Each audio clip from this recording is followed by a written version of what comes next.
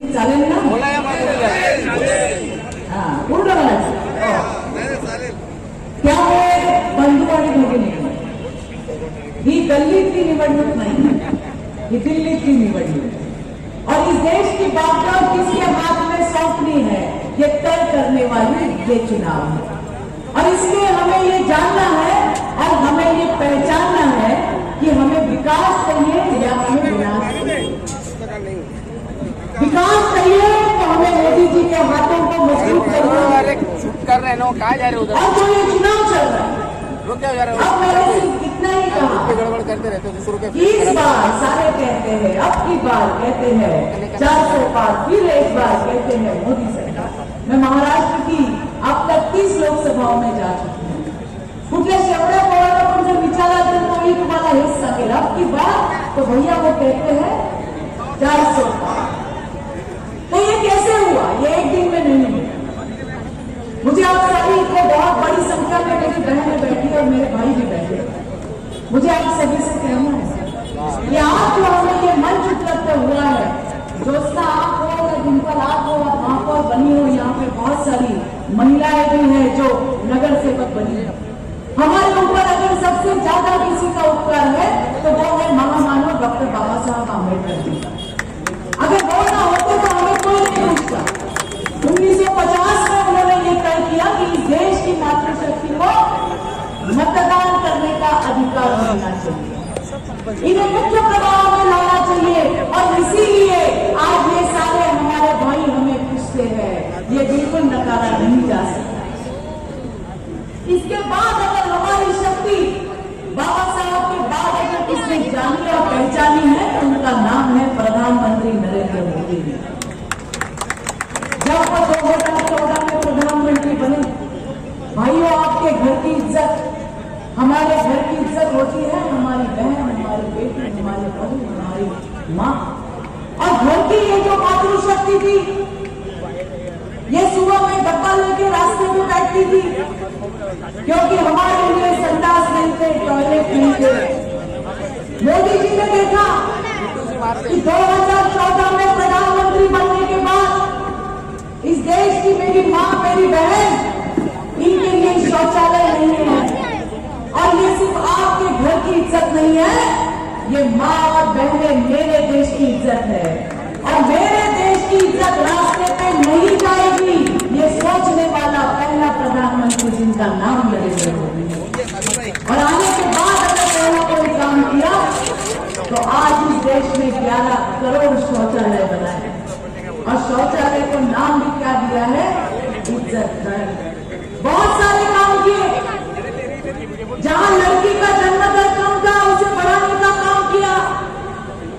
इस दुनिया में कोई ऐसा देश नहीं है जहां पे महिला के जन्म से लेकर मृत्यु तक मोदी जी उसके साथ है। इतनी सारी योजनाएं उसके लिए, घर है, पानी है, लाइट है, खुद के पैरों पे खड़ा रहने के लिए बहुत सारी योजनाएं हैं। अभी मोदी जी कहते हैं कि मैं मेरे बहनों को लखपति दीदी बनाऊंगा। मुझे आज इतनी सारी बहनें बैठी है, मुझे बताइए किसी के नाम पे घर है क्या? पहला नाम अपना, पहला, दूसरा नहीं। देखो एक दो तो लिखे। नरेंद्र भाई घर किसके नाम पे है? किधर गए? खरा सांगा और किसके नाम पे है? देखो मीरा रोड के तो सारे नेता कह रहे हैं मेरे नाम पे कुछ नहीं, सब मिसेस के नाम पे। भाई हमारे घर तो हमारे पतियों के नाम पे। अभी मोदी जी ने कहा कि आगे से प्रधानमंत्री आवास योजना भाई के नहीं बहन के नाम पे होगी और ऐसी 4.5 करोड़ महिलाओं को लखपति दीदी बनाने का काम मोदी जी ने किया।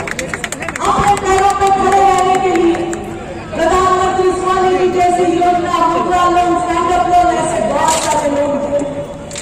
मोदी जी कोई जात धर्म पंथ नहीं मानते। वो कहते हैं 4 ही जाति है, युवक, महिला, किसान और गरीब। मैं गांव गांव जाती हूँ। नरेंद्र भाई एक किस्सा सुनने जैसा। मैं एक जगह पे गई थी, एक माँ भी वहां पे 60 साल की होगी, मेरे गले में गमछा था हमारे भाजपा का, और वहां पे हमारे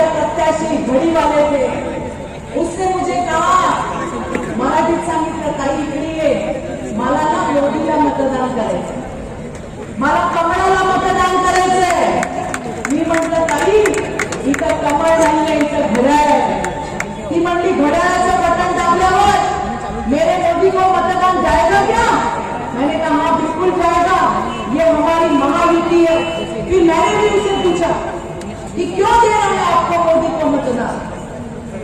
और जो किशोर भाई इसने मुझे कहा वो दिल को छू लेने वाली बात थी. उसने कहा मेरे 2 बेटे हैं, लेकिन मेरे बेटे मेरी तरफ देखते नहीं है, मुझे देखने आते नहीं है, ना मेरा कुछ ख्याल रखते हैं.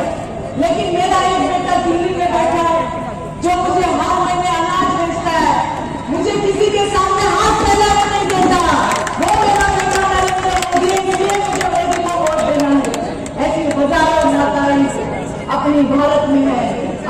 सीट है तो स्वाभाविक है कि 400 के अंदर एक वोट हम अपना भी दे सकते हैं. तो नरेश मस्के जी को जिताना मतलब नरेंद्र मोदी जी को एक वोट इस मीरा भाईंदर की ओर से देना, उस 400 पार के सपने को पूरा करने के लिए. इसलिए आप सबसे विनती करना चाहूंगा 20 तारीख को केवल अपना ही नहीं, अपने लिए तो सभी लोग मानते हैं. अगर मैं ये सोचूं कि मेरा भविष्य मोदी जी अच्छा करेंगे, मेरे परिवार का भविष्य मोदी जी अच्छा करेंगे, तो ये तो स्वार्थ की बात होगी. हमें देखना यह है कि मेरे देश का भविष्य मोदी जी अच्छा करेंगे. इसके लिए केवल अपने और अपने परिवार का वोट नहीं, तो अपने क्षेत्र में, अपने बिल्डिंग में, अपने एरिया में जहां जहां आपका संपर्क है, बढ़ चढ़कर हिस्सा लेके हम इस अपनी बार 400 पार के अंदर अपनी हिस्सेदारी निभाए, अपनी भागीदारी निभाए, तो अपने साथ साथ अड़ोस पड़ोस के वोट भी आप दिलाएंगे, ऐसी मैं आपसे कामना करता हूं. आज पिछले मैं सोशल मीडिया के माध्यम से देख रहा हूं, चुनाव होने के पहले से चित्राताई महाराष्ट्र के अलग अलग हिस्सों में सुबह एक जगह, दोपहर को एक जगह, शाम को एक जगह, अलग अलग जगह जाके मोदी जी का सपना, देश का सपना पूरा करने के लिए अलग अलग सभाएं लेंगे. और वो काम करने में बिलीव करती है और उन्हें मोदी जी पे जितना देश को विश्वास है उन्हें भी है. लेकिन एक बात और भी है कि चित्राताई ने हमेशा अन्याय के लिए लड़ाई लड़ी है.